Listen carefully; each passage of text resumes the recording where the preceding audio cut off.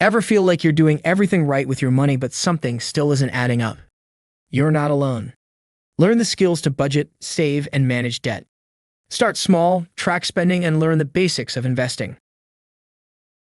Money and emotions don't mix well.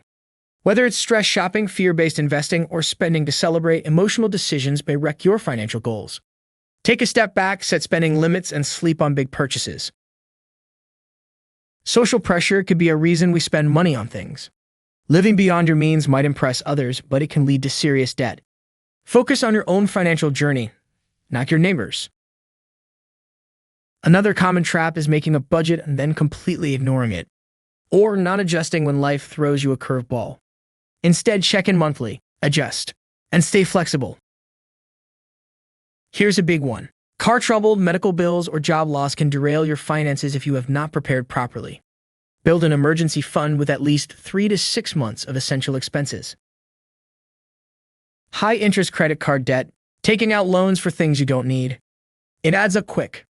Focus on repayment strategies like the avalanche or snowball method and always think twice before financing that next big purchase. Investing can build wealth.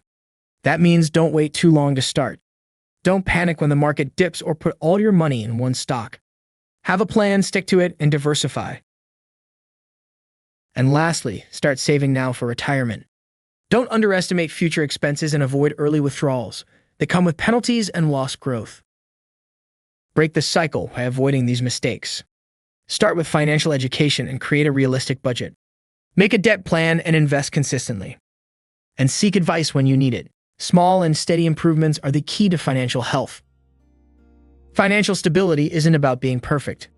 It's about being informed and making better choices, one step at a time.